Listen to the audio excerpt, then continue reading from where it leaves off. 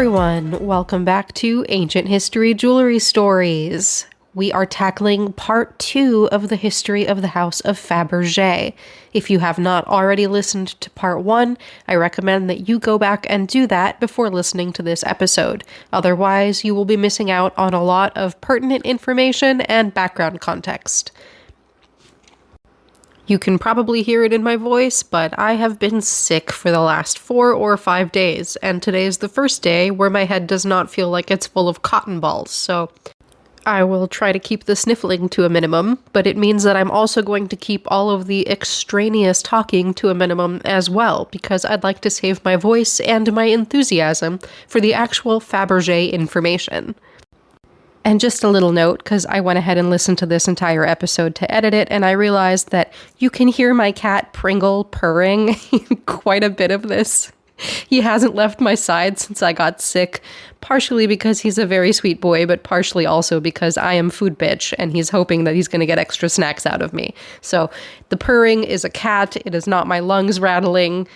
And I also realized that I've switched between using the words tsarina and tsaritsa.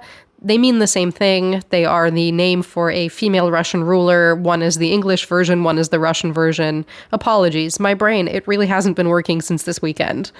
I had also hoped that this episode would be a little bit longer, but I guess with the lack of brain power comes the inability to be quippy and make jokes on the fly. So this episode might be a little bit drier than you're used to, and my cadence is a little bit off because, again, I'm working on very minimal brain power. It's just me, the Theraflu, and a purring cat.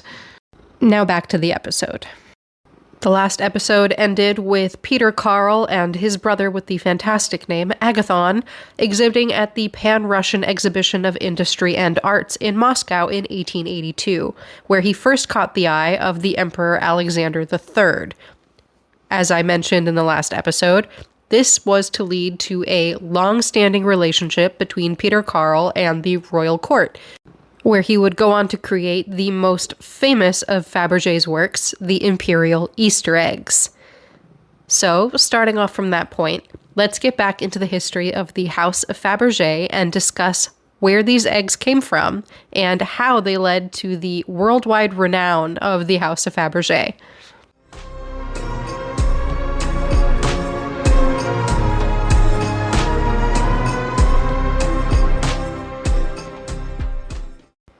While exhibiting his beautiful, ancient Scythian-inspired jewelry at this Pan-Russian exhibition, Peter Carl Fabergé also caught the eye of the Tsaritsa at the time, Maria Fyodorovna, the wife of Alexander III. She purchased a pair of cicada cufflinks from him. These were said to be inspired by ancient Greek jewelry. As I mentioned in the last episode, it was a copy of an ancient Scythian double-headed lion bracelet that caught the eye of Alexander III, who said that he himself could not tell the difference between the copy and the original. At this same exhibition, Peter Carl Fabergé was awarded a gold medal. At this time, although the Russian court started buying some jewelry from Fabergé, there were at least 5 other firms supplying the court with jewelry. And the purchases made from Fabergé represented the smallest of all of these jewelry purchases. At this time, Peter Carl was the head of the firm, and he had about 20 employees under him. There was a 3-year gap between the Pan-Russian exhibition and the first of the Imperial Easter Eggs, which was created and gifted in 1885. Surprisingly, the Fabergé Easter eggs were not the first jeweled Easter eggs to be gifted in the Russian royal family. It seems that Emperor Alexander had been giving his wife jeweled Easter eggs already, and prior to his coronation in 1883, Alexander and Maria were given some bejeweled eggs that were tonally quite a bit different from the Fabergé eggs that were to come. They were given one egg that contained a dagger and 2 skulls, and messages including "Christ is risen," which appropriate enough for Easter, and "You may crush us, but we nihilists shall rise again," which is notably not the kind of thing that you would find inside of a Fabergé Easter egg. Prior to Easter 1885, the emperor's brother, the Grand Duke Vladimir Alexandrovich, suggested that Peter Carl Fabergé should create a jeweled Easter egg. It's interesting that this suggestion did not come from Alexander himself, but rather from his brother. The very first Fabergé Easter egg is believed to have been inspired by an ivory hen egg made for the Danish royal collection in the 18th century.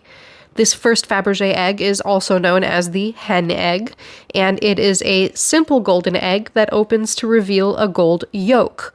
Inside of this yolk is a golden hen sitting on a bed of golden straw. The hen itself opens up to reveal a miniature diamond replica of the imperial crown and a ruby pendant. Although, sadly, much like many of the little dolls that came with my Polly Pockets, the imperial crown and ruby pendant are both lost to time. This first Imperial Fabergé egg was given to the Tsarina on May 1st, 1885, and she was absolutely charmed by it. She thought this was the most wondrous, clever gift, and from here on out, there would be a gift of an Easter egg every year except for 1904 and 1905, when Russia was fighting in the Russo-Japanese War. 6 weeks after the successful gift of the hen egg, Fabergé was made supplier to the imperial court. This also gave Peter Carl full access to the Hermitage collection. Yes, he had had some access before when he was helping to restore some pieces and was given access to the ancient Scythian and ancient Greek collections, but now he had access to every single piece in the museum collection. And it's quite clear that this is where he drew the majority of his inspiration. While his early work had been very heavily influenced by ancient jewelry finds, he now turned his attention to 17th and 18th century French goldsmiths, which would go on to inform a lot of the techniques that he would use for future Fabergé pieces, including the Imperial Easter Eggs. After the gift of the first egg, Fabergé was given the commission to create more and was given full freedom to design the future eggs, which became increasingly elaborate year after year. Fabergé family legend says that even the emperor did not know what these eggs were going to look like until they were finished, although there's quite a bit of evidence to suggest that there was some collaboration between the emperor and Peter Carl, at least in terms of what theme the egg should take, if not the final design.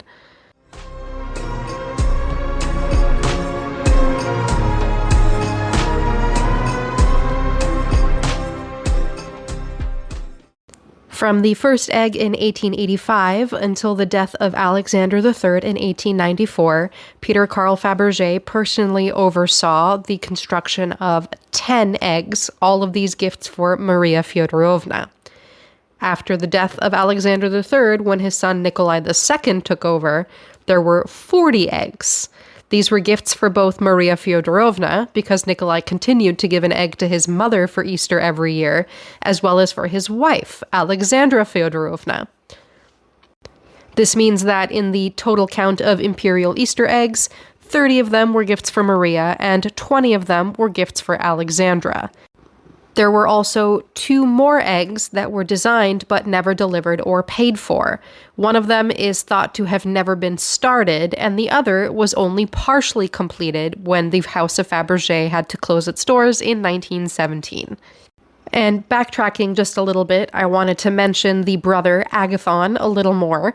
He joined the firm in 1892. He was the younger brother of Peter Carl, younger by 16 years, and apparently brought a lot of very fresh and new ideas to the House of Fabergé. He was, by all accounts, also an incredibly talented craftsman.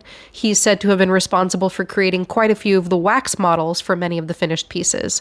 And after he joined the house in 1892, the firm introduced the concept of objects deluxe, which would have been everyday objects that were covered in jewels and colored enamel. Things like bell pushes, inkwells, parasol handles, and also what are known as objects of fantasy, simply beautiful art objects, often in the form of carved animals. Unfortunately, Agathon passed away at the very young age of 32 from unknown causes. It seems that he and his brother Peter Carl shared a close relationship. By all accounts, they must have been quite fond of each other, as Peter Carl named one of his sons Agathon.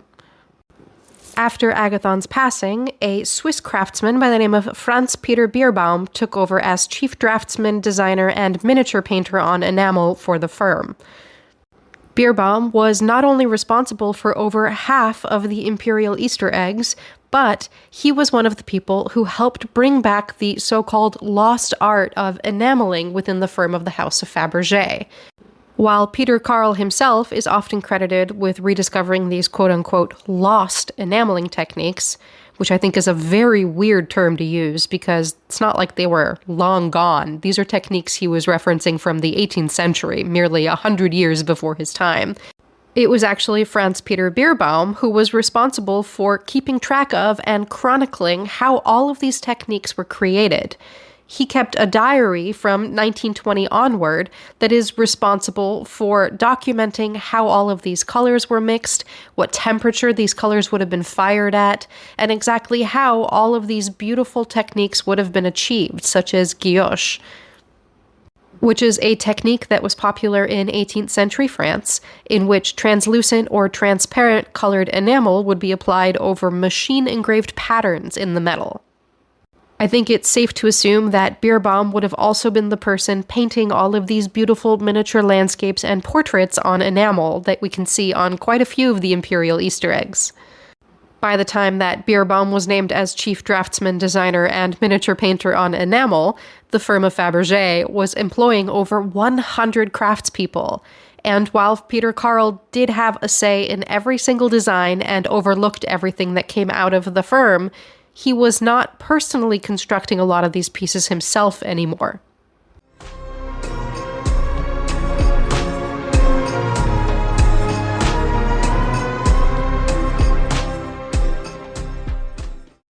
All of these Imperial Easter eggs created quite the sensation amongst the nobility and upper class, not only in Russia but throughout Europe as well. Soon, there was a demand for eggs outside of the royal family, too. And not just eggs. The House of Fabergé was cranking out fine jewelry and the aforementioned objects deluxe by the hundreds. Anyone of taste and means, from the aristocracy to the nobility, had to own a piece of Fabergé. And while there was a demand for eggs outside of the royal family, there weren't actually that many made for people who were not part of the Russian royal court. 7 of the non-imperial eggs were made for the same person. They were made for the Russian industrialist Alexander Ferdinandovich Kelch to be given to his wife Barbara. These eggs were made from 1898 to 1904 and were frequently not outright copies of, but definitely inspired by, the Imperial Easter eggs. This is the largest number of non-imperial eggs made for one person.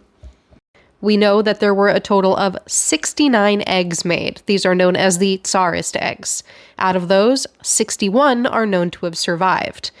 Out of the 69 Tsarist eggs, 50 of those were Imperial Easter eggs. And out of those 50, only 44 are known to have survived.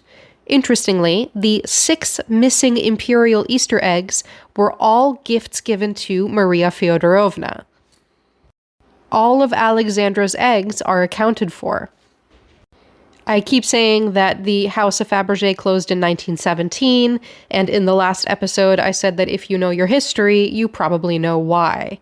1917 was when the Russian Revolution took place. It was also when the entire Russian royal family was executed. If you're like me, and you were a fan of the animated masterpiece Anastasia when you were a kid, then you probably know this story pretty well.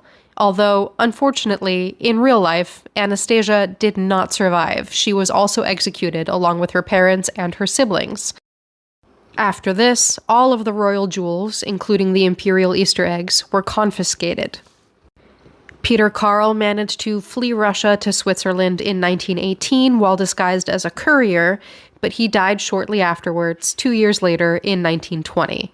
His family believes that he died of a broken heart, and given that the House of Fabergé was his life's work and his sole passion, that's not hard to believe. From here, following the various eggs around the world becomes rather tricky. It's known that in 1927, Stalin sold many of the eggs to make some quick cash. Quite a few of these were sold to the American businessman Armand Hammer, who was a close friend of Lenin and the great-grandfather of noted potential cannibal Armie Hammer, who is his namesake. A number of other eggs were sold to Emanuel Snowman, who was a London antique dealer for the firm Wartsky. The eggs have changed hands multiple times since then, and there are quite a few of them existing in multiple private and museum collections around the world. For the known imperial eggs, the largest collections are 10 of them at the Kremlin Armory in Moscow, 9 of them in the Fabergé Museum in St. Petersburg. Put a pin on that, we'll get back to that. 5 at the Virginia Museum of Fine Arts in the state of Virginia, here in the United States. 4 in the Royal Collection in London. 3 at the Metropolitan Museum of Art here in New York. I go and ogle them whenever I get the chance. 2 at the Sandoz Foundation in Switzerland. 2 in the former collection of the serial heiress Marjorie Merriweather Post at her Hillwood estate in Washington, D.C. 2 at the Walters Art Museum in Baltimore, Maryland. 1 at the Cleveland Museum of Art in Ohio, and then various single eggs in other private and museum collections, including my favorite imperial egg, the winter egg, which for some reason has ended up in Qatar. Now, I did say to put a pin in the 9 eggs in the Fabergé Museum of St. Petersburg. A few of these eggs are suspected to be fakes, or Fabergé, which is a term I really love, including one very notable egg, the second to last egg, which was never delivered. This is very different from other Fabergé eggs because it was made using birchwood panels. It's the only Fabergé egg to include organic materials, and the surprise inside was a jeweled elephant. It has long been suspected that this is not an authentic Fabergé egg, and 5 of the other Fabergé eggs in this collection have also been suspected to be Fabergés. Now, I am no expert, and I cannot tell you whether or not they are real, but I do know that Imperial Fabergé eggs are valuable enough items that it would not be unusual for someone to try to copy them. In fact, there were quite a few very talented goldsmiths and craftspeople working in the style of Fabergé during the late 19th and early 20th centuries. It's definitely not outside the realm of possibility for someone to try to copy an Imperial Fabergé Easter egg, especially since we have photos and documentation of almost every single egg, including 3 of the 6 missing Imperial Easter eggs. And since there are still 6 missing Imperial Easter eggs, there is a chance someone out there is going to find a few of them. In fact, in 2014, a scrap metal dealer paid $14,000 for what he thought was just a nice chunk of gold at a Midwestern American flea market.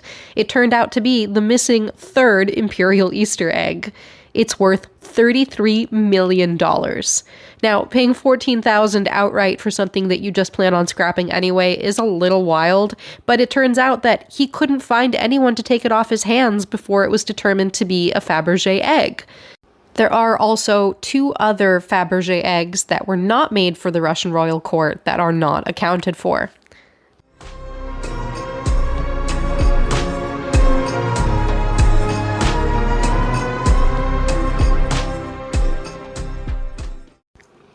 As I've said, the House of Fabergé had to close its doors in 1917, although there is still a brand called Fabergé today.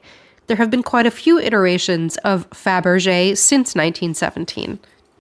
The first attempt to resuscitate the Fabergé brand was in 1924, when Peter Carl's sons, Alexander and Eugene, opened a shop in Paris that they called Fabergé et Cie, that's C-I-E. This new iteration of the jewelry house attempted to create jewelry and objects in the original style of Fabergé. And then, bizarrely, in 1951, the rights to the name were sold to use for perfumes. If you were alive in the 20th century, then you are probably familiar with at least 1 or 2 of the Fabergé brand perfumes, including Brut, which I believe was the most popular fragrance for at least a decade in the 20th century. Brut was launched in 1968, and it's described as an aromatic, spicy fragrance for men. You can still buy Brut aftershave and cologne if you, too, want to smell like somebody's grandpa. It is a far cry from the luxury and taste that defined the original House of Fabergé. I think poor Peter Carl would be spinning in his grave if he knew that his name was being used to advertise drugstore cologne. There is currently a Fabergé brand selling fine jewelry and gemstones, but it too is a far cry from the elegance and luxury of the original House of Fabergé. Unfortunately, it seems that we will never again match the elegance, opulence, and inventive craftsmanship that defined the House of Fabergé, partially because the world has changed and priorities have shifted, but also because obsessive craftsmen like Peter Carl Fabergé are few and far between these days. The world is also fairly short on royal courts to patronize those sorts of arts and create demand for their products, which, at the end of the day, is a good thing, I think. Fortunately, the House of Fabergé created hundreds and hundreds of beautiful little works of art, from the Imperial Easter Eggs to the Objects Deluxe. Although owning a piece from the House of Fabergé does still require you to be very rich, very lucky, or both, there are so many incredible pieces available to view in museum collections. I've said more than once that I think the Imperial Easter Eggs are actually one of the least interesting things about the House of Fabergé. Do I secretly hope that I'm going to come across one at a thrift store one day? Yes, of course. But I think what makes the House of Fabergé so interesting is the unwavering drive and commitment to quality craftsmanship that Peter Carl brought to the firm. From his obsession with ancient jewelry, which I find very relatable, to his obsession with 18th century French enameling techniques, I think Peter Carl Fabergé managed to take his personal interests and turn them into pieces that were loved and understood by everybody. They exude a sense of wonder and whimsy that make it clear that he had a true respect for the materials.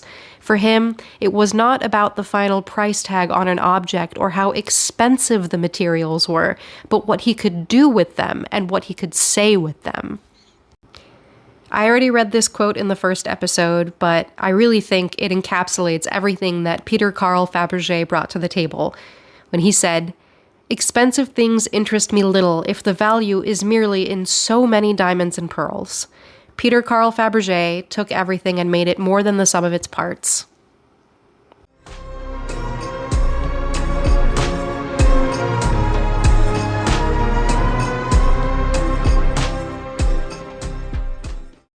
Well, folks, that's it. That's the end of the deep dive into the history of the House of Fabergé.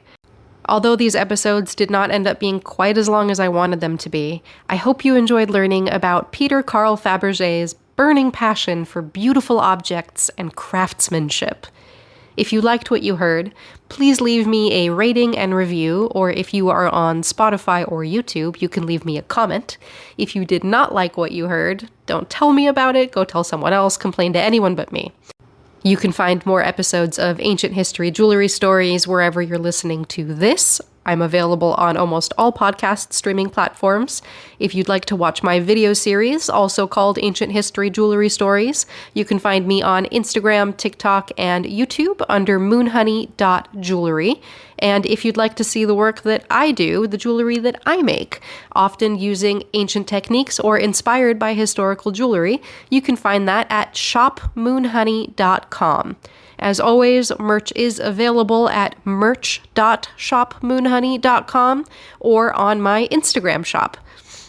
And last but not least, if you'd like to join me on Patreon, you can find that at patreon.com/ancienthistoryjewelrystories. A huge thank you to all of you who have joined me on Patreon, especially to the $5 a month supporters. Once again, thanks for joining me, thank you for listening, thank you for being here, and I'll see you in a few weeks for more ancient history jewelry stories.